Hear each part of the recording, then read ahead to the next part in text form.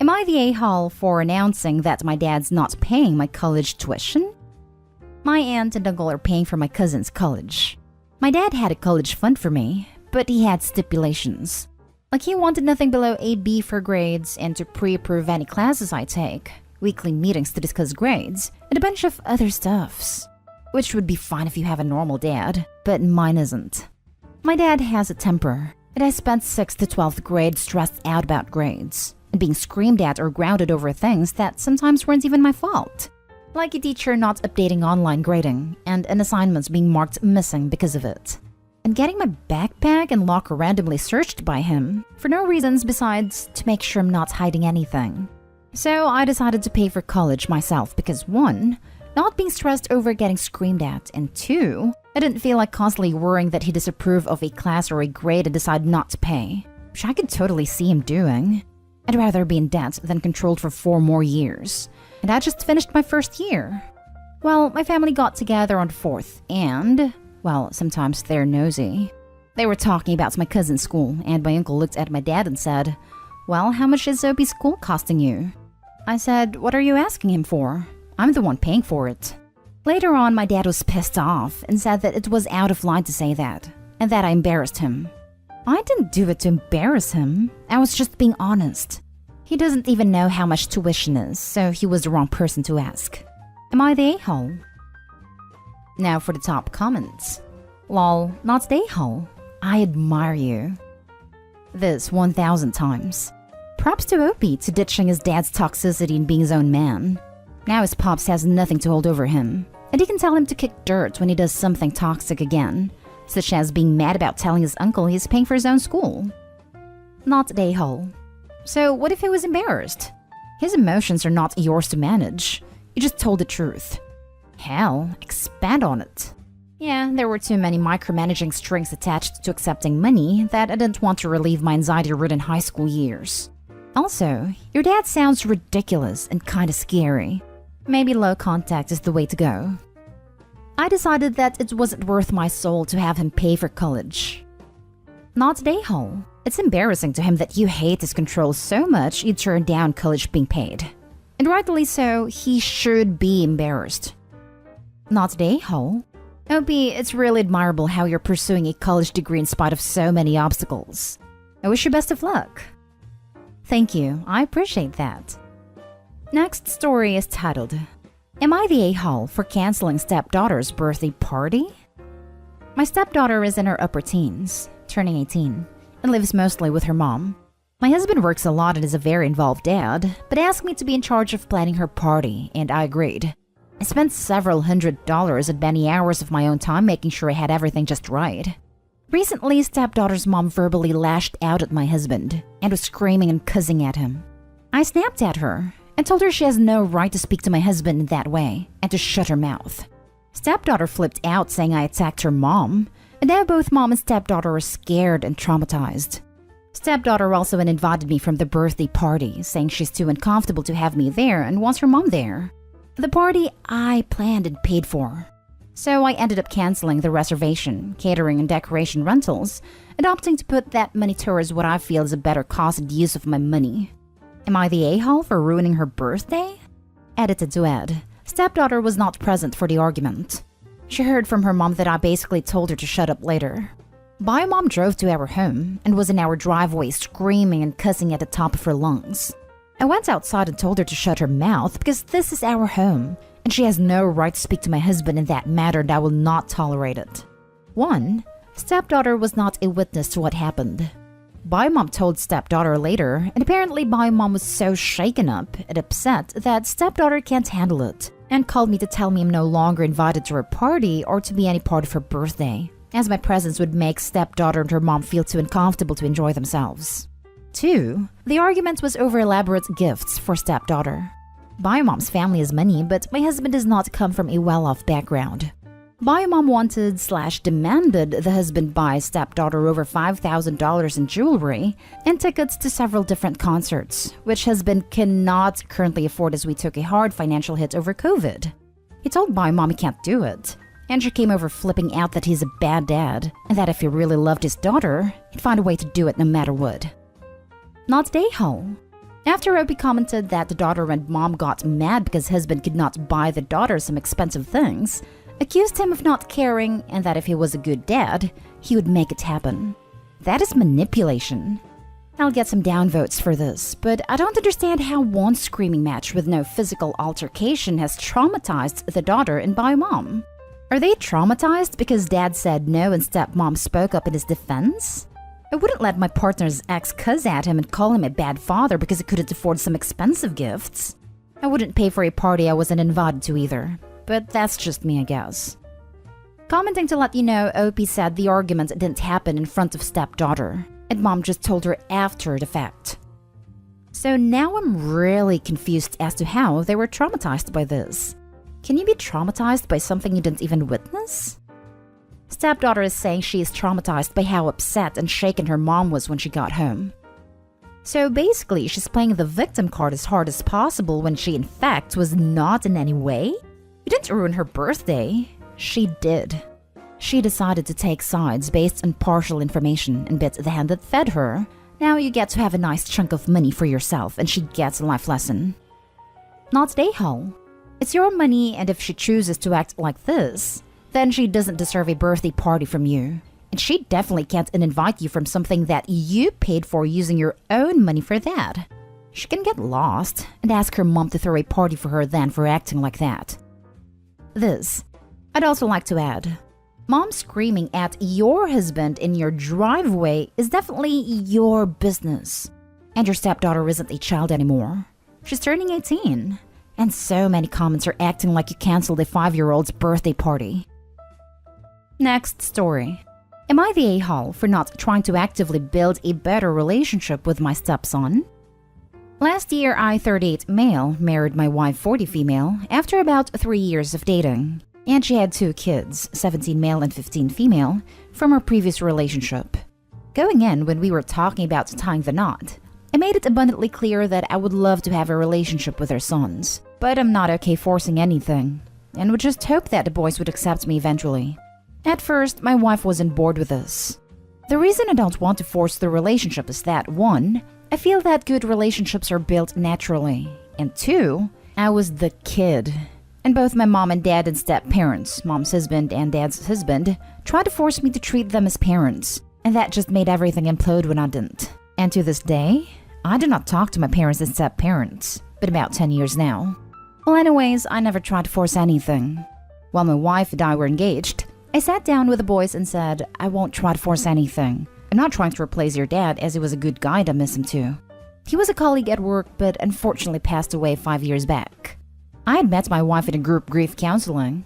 I was there since my fiancé passed, and we had found solace in having each other in our lives, and life's just weird like that. Didn't even know she was my colleague's wife until she showed me a picture, and her sons are aware of the entire situation. But told them I'll be available if they do want to have more than just a cordial relationship, and they agreed to this. 15 has been more open to us having a relationship, while 17 keeps it completely cordial, as in we're civil towards each other and not at each other's necks. I'd still ask if he wanted to join 15 and me for whatever we were doing, but no hard feelings if not. But now, my wife has become increasingly more annoyed that 17 doesn't want to. The other day, my wife sat next to me and asked me to actively try to build a better relationship with 17, because it hit him especially hard when his dad passed. I said I'll ask him what he wants to do. It's his life and I'm fine with the way things are now. She said that he's just a kid and he doesn't know what he wants, and that I should take him fishing, just the 2 of us, so that we can have a more familial relationship. I again said I'll talk to him and ask if he wants to, but I'm not going to force it. She then got angry at me and said that if you don't try, nothing will happen. I know my kids. He's secretly hurting seeing you and 15 having a good relationship. So I asked if he told her that, and she said no, but still insisted to try more. It's not like I don't try. I still invite him out to ride bikes or whatever, even when 15 is busy. Just the 2 of us, but I just take his no as a no and drop it. I think he's content with how things are right now. I just want some outside perspective. Am I the a-hole? Now for the comments. Not the a-hole. You're doing great. 17 is old enough to know if he wants to be around you, and eventually he may or may not want more. 17 years old is also old enough to build a deep resentment towards you if you smother him like a wife is wanting you to. It sounds as if she has good intentions, but disregards her 17-year-old's feelings. Maybe a good compromise could be asking him if he feels left out and encouraging him to come tell you if he ever feels excluded. It sounds like the two of you are in good terms as is. Thank you. Yeah, we're in fairly good terms. Like I'd say common pleasantries like good morning and stuff like that. Just not wanting to join in on like hikes or riding bikes or what have you. But another commenter pointed out that he may generally just not want to, as he is 17 after all. I agree that I should ask if he's feeling left out and encourage him to speak his mind more if he does at any point, and we'll squeeze that in when we get a chance to have a sit down.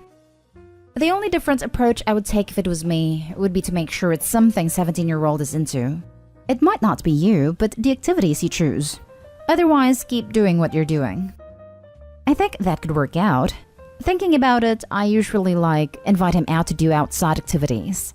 He likes to game, like Call of Duty or whatever the hot games are this year. But it's been a hot minute since I last picked up a controller. But I'd be willing to at least try. And hopefully still have the finger dexterity I had when I played games in my youth. Thank you for the suggestion. Not a-hole. I think your approach is the healthiest one here. And the 17-year-old is being cordial and civil, so there's not even an issue. I think pushing would ruin the relationship you have now and the possibility for a better one later. And I would truly like it if a better relationship started to form. But yes, I feel like pushing it would do the opposite. It's like when we were kids and the parents would set up playdates. Very rarely do those friendships last in my experience. Maybe it was me if all of them failed. But I stand by what I said near the beginning of the post, that good relationships come naturally. No one needs to be friendly with everybody, so on and so forth. Now for the last story. Am I the a-hole if I let my dad's girlfriend know she can't stay at his house after he died? This past 4th of July, my dad passed away unexpectedly. The death was very traumatic, but it was worse for my sisters and I since we were the ones who found and tried to save him. My dad left the house in our names and wanted us to take care of it since he only bought it for us. Well, about 3 months beforehand, my dad's girlfriend came from Venezuela to live with him since they've been talking for about a year, and this would be the first time they've ever met. After my dad passed away, she has been crying and grieving just like us all, but there are certain things that she has done that has made my sisters and I upset. While viewing the body, she kept saying how he could leave her alone like that after her journey, and that he promised her that he wasn't. Then while my cousins were over to view the house at his room, she locked the room door, took the key, and then left to my aunt's house. I understand that she is grieving the death of the person she loved, but that was my dad, and she's not considering our feelings like that. She has told me that her pain is worse, and I just got offended because she didn't even try to save him. My sisters and I tried to save him, and we had to see him in a way that we never thought would happen. I'm not sure what to do because she is a good person, and my dad loved her very much and was very happy with her. But these little situations make my sisters and I a bit angry. Edit. I wanted to come and address some things. My sisters and I are not kicking her out right away. She can stay and grieve with us because my dad was the love of her life, but we are wanting to know what exactly she has planned. My sisters and I also have been incredibly kind in this situation because he was someone important to all of us. My family members are here helping us with the paperwork and everything. And from what I know, she only asked for a work visa and not for anything marriage related. I don't want to be rude to her, but it's just become something that has happened unexpectedly, and all the financial responsibilities have become my sister's and mine. We are being very considerate, but we just don't want our feelings to be invalidated because of what happened. My family members never saw the house, and my dad just bought it last August. So when I was trying to show them the house, they wanted to see how he did his room because he would always talk to them about it. The only thing that we want is to be able to go and have his shirts because they smell just like him. Not a hole. Honestly, I'd get any valuables and important papers out of the house now as well, just in case. You haven't known her that long, really. Also, if the house is in Opie's and their sister's name, then they have say over the house in my opinion. She can find another place to stay, but shouldn't be around Opie and their sisters because she makes her grief out to be worse than hers. Opie and their sisters found their dad and tried to save him. Opie and their sisters knew him their whole lives and he was their father. The girlfriend only knew him less or just over a year, and from what Opie said, didn't even try to save him. However, grief and shock at something like that can hit people differently, so maybe she just froze. But her reaction to Opie's grief is unacceptable in my opinion. Dismissing someone else's emotions in general is a Nahal move. To make someone's grief seem less than yours is an even bigger one in my opinion, especially onto that grief being related to a traumatic event. Opie, I would do like the original commenter said and get all important paperwork and valuables out of the house. Get friends and understanding/trusted family to help out as well, as more people equals faster clean out. You also may need a lawyer to evict her since she has been living there more than a month or two, although I could be wrong. You definitely want to change the locks once you do get the house though. No a-holes here. Grief isn't measured, nor logical. She moved to a different country where she knew nobody and has now been left alone. Of course she's upset and frightened. Probably not really thinking about how what she says affects others.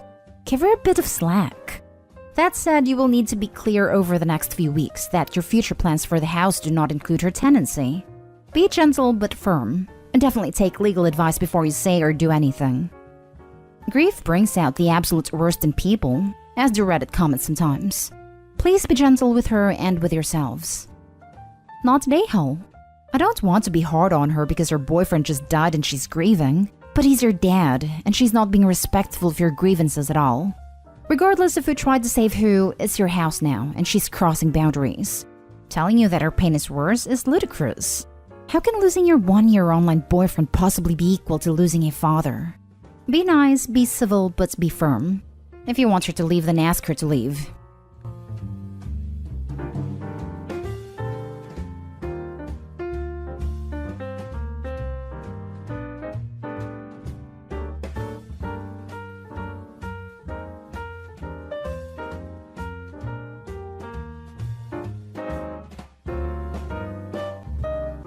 Am I the a-hole for not supporting my ex-wife while she is going through a divorce? My 44 male, ex-wife, 44 female, recently came to me with some heavy news. She's going through a nasty divorce. According to her, her husband has been cheating on her for quite some time, and he just told her he was moving out. She's devastated. What makes this whole situation complicated for me is how eerily similar it is to what she did to me 10 years ago. Back then, she blindsided me, left me for someone else, justified it to anyone who would listen, and dragged my name through the mud in the process. Now she's reaching out to me because, in her words, you know how it feels and you made it through. On some level, she's right. I do know how it feels. But here's the thing. Had she not spent the last decade trashing me to everyone including our kids, and making nasty little comments about me even up until just a few weeks ago, I might feel more inclined to offer her some support. As it stands, I honestly don't care that she's hurting. But a tiny part of me, the part that wants to set a good example for our kids, feels like I should show her a little bit of kindness. When I saw her, she looked awful, completely worn down. It's obvious she's going through it emotionally. But back when we divorced, I didn't have anyone to turn to. I had to deal with everything alone while she justified her actions by telling everyone she was escaping the worst mistake she ever made. Those words haunted me for years. I know this might just be the shock phase for her, and she's probably at rock bottom emotionally. I don't think she would ever hurt herself, but she seems very lost right now. The problem is, I've spent 2 weeks reminding her that I don't want to be her emotional support. I've asked her repeatedly not to contact me unless it directly concerns our kids, which is how we've kept things since the divorce. Minimal contact, strictly about parenting. I can't lie, part of me feels a little vindicated seeing her go through what she once put me through. I'm not celebrating her pain, but I'd be lying if I said there wasn't a small sense of, now you know how it feels. Still, there's this nagging thought that maybe I should show compassion for the sake of our kids. To show them how to handle difficult people with dignity? Am I the a-hole for keeping my distance and refusing to offer my ex-wife emotional support while she's going through what she once put me through? Now for the comments. Not the a-hole. You don't owe her anything. The only reason I could think of to intervene is if you thought your kids were in danger or being neglected, then yeah, of course, step in. But even then, your responsibility is to your kids, not her. For the kids, seeing him enable her behavior after how she treated him for a decade might actually be a bad example. They need to see that actions have consequences and that healthy boundaries exist, not that poor behavior gets bailed out. Not the a-hole. That is some unmitigated gall to ask the person she dragged through the mud to emotionally support her when the boomerang of consequences hit its mark. Not just boomerang of consequences, that's karma at its finest. OP is a better person than me. I would have told her, what goes around comes around. Go cry to someone who actually cares. I can only imagine how difficult that situation is. You've been through a lot, and it's understandable that you feel conflicted. It's perfectly okay to prioritize your own emotional well-being and set boundaries, especially when someone has hurt you in the past. You're not responsible for her feelings, and it sounds like you're doing a great job of protecting yourself and your family.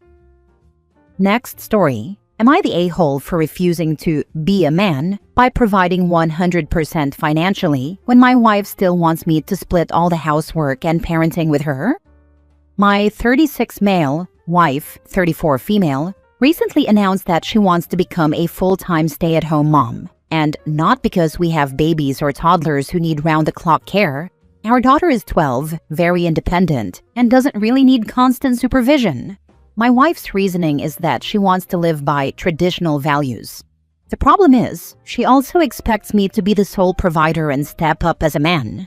I already work over 60 hours a week to cover all of our expenses, and I'm exhausted most days when I get home.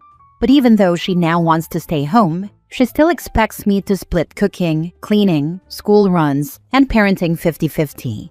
When I say I'm tired and ask why she can't take on more of the housework if she's home all day, she accuses me of being sexist and says real men don't treat their wives like maids.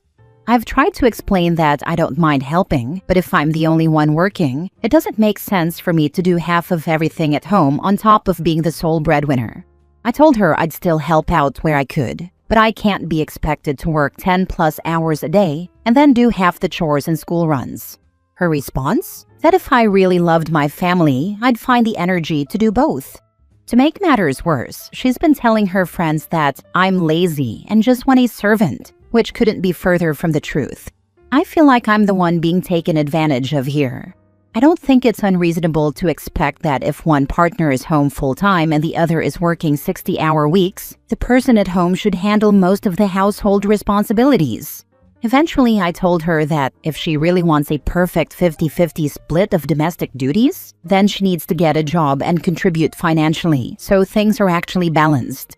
That did not go over well. She says I'm being controlling and unsupportive. I'm starting to feel resentful because it feels like she wants the benefits of being a stay-at-home spouse without taking on the work that usually comes with that role. I don't know if I'm being unfair for expecting her to handle more of the home responsibilities if I'm the one providing 100% of the income. Am I the a-hole for telling my wife she needs to either do more around the house if she's going to stay home or get a job and contribute financially? As a woman, you're not the a-hole. Part of the traditional wife role that your spouse claims to want is to create a soft landing pad for the person who is fully financially supporting the family. Yes, as the dad, you still need to be there for your wife and kids in other ways, and yes, you should help at home because you live there. But 50-50? Nope. Sorry, your wife is selfish.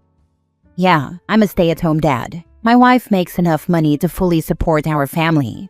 One of my top priorities in running our household is making sure that when she's home, it's a place where she can recover from the stress of her job. I need help sometimes, like when we're deep cleaning before a party, or I'm remodeling something and she has to keep the kids away from the power tools. But in general, the goal is for her to be relaxed and happy at home. Your wife is tripping. She can't be serious. That scenario only applies if she's working. That's what I tried to explain to her. I told her, okay, I'll do 50-50 and cut my hours to 40 a week if you get a 40-a-week job too. Not the a-hole. I say this as I'm going through a similar situation. She wants the traditional or religious roles and responsibilities when it's in her favor. The husband is 100% financially taking care of everything. The husband can't touch her money. She makes more than I do and is in a 9-to-5 job with strict hours. The husband is providing all the luxuries. But when it comes to the expectations on her from the same sources, she doesn't do any cooking. She's too tired to do the cleaning, she doesn't want to allow me to look after my parents, and she doesn't respect my wishes or decisions for the household. Thankfully for me, there are no kids and it's only been a few years, but after repeated attempts for me to reconcile, it's divorce. Yeah, when my wife was working, she didn't want me to touch any of her money either.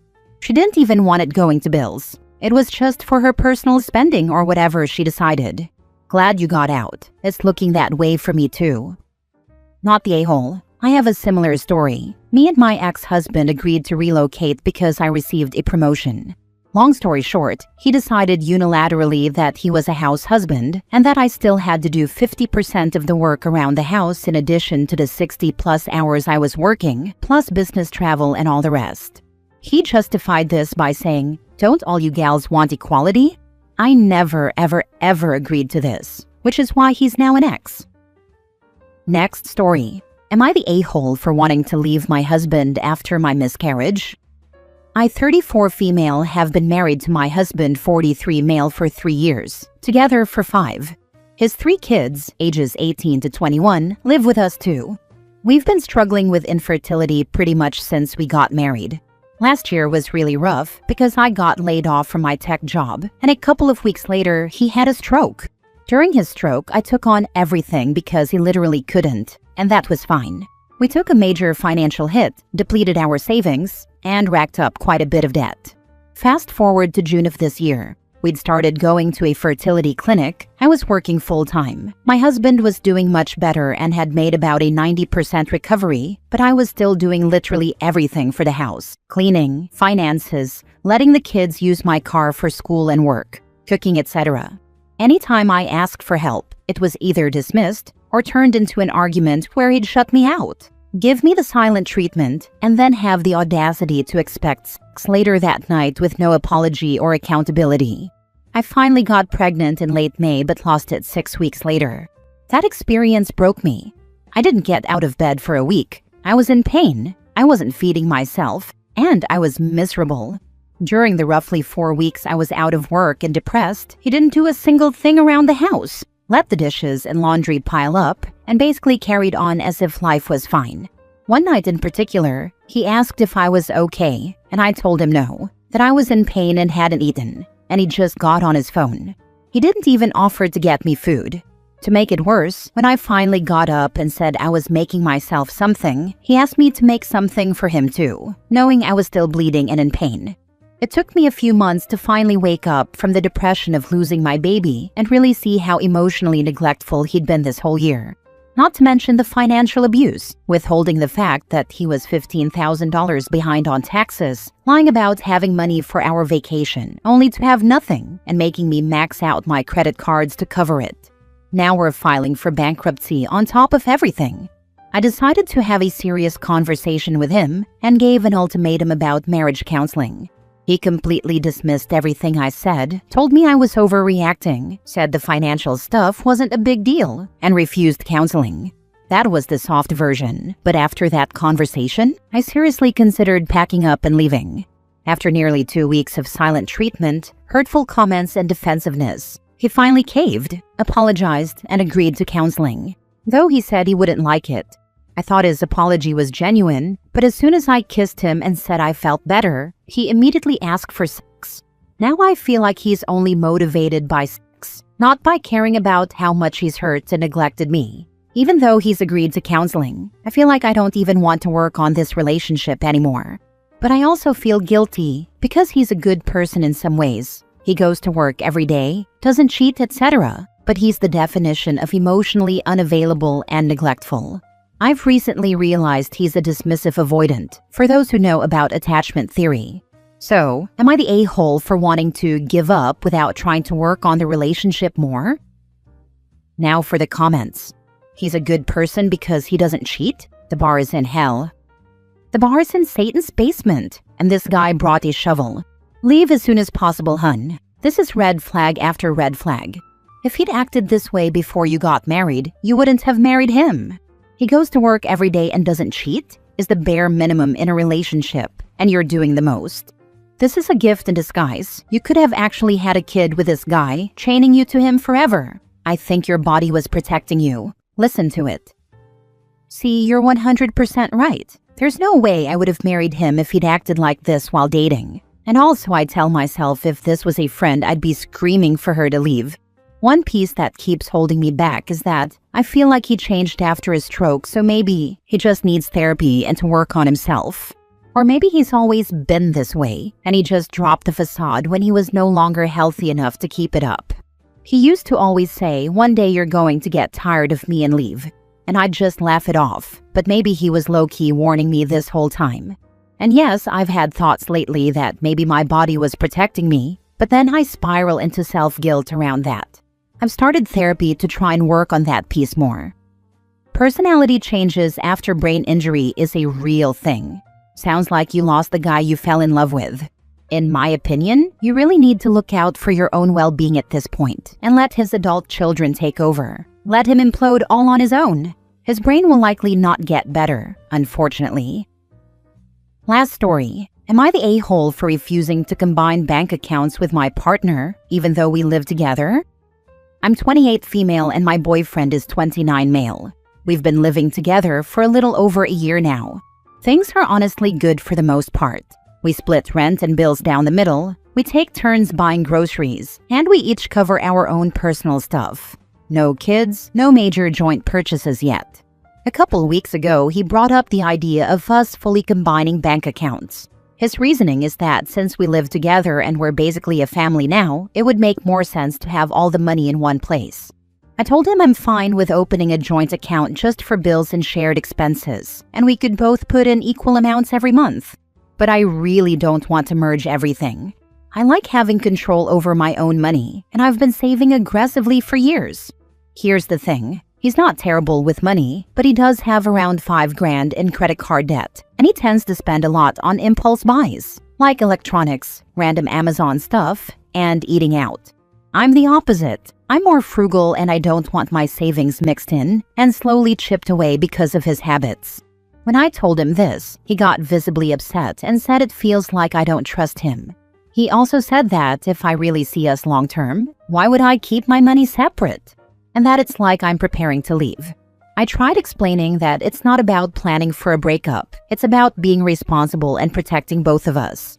I reminded him I was willing to do a joint account for household stuff, but he said that feels cold and transactional. Since then, he's been kind of distant, and I can tell he's hurt. My sister thinks I'm being smart and that joint accounts are risky when you're not married. My mom, on the other hand, said she and my dad combined accounts early on, and it worked fine, so she doesn't see why I wouldn't. Now I'm second-guessing myself. Am I being too cautious? Or am I right to want to keep finances separate until there's a stronger commitment like marriage? Not the a-hole. You're being smart. Until you're married, your finances should stay separate. A joint account for bills is fair, and honestly the healthiest way to do it. Combining everything when you're not legally tied can get very messy if things go south. Yeah, this is kind of my worry. I've seen friends break up, and it gets ugly when money is fully mixed. I don't want us to ever have to deal with that. You're definitely being smart regarding money. I would absolutely not combine accounts, but what's really standing out to me is that he's punishing you for saying no. He tried to emotionally twist you into agreeing with him, you stood firm, and now he's sulking at you. Think again about your life with him. Not the a-hole. You are not even married. I've been with my wife for 18 years, and we don't share bank accounts. We have a shared one for expenses and savings, but we also have our own. Wow, 18 years. That actually makes me feel way better about my choice. Not the a-hole. He's being very manipulative and showing you how he doesn't respect your opinion. His habits will not change, and it would be wise to look at how he handles conflict and his spending behavior. If you get married, even with separate accounts, you agreed to be responsible for his habits. Finances is the number 2 reason for divorce after cheating. My ex-husband had the same habits when it came to not respecting my opinion and spending. I found secret credit cards multiple times before we split. We split paying his debt just as much as we split paying for the home that I purchased before we married, because 50% of all the equity after marriage was his. Yeah, this is why I'm standing firm on it. I do love him, but love doesn't erase debt or change spending habits overnight.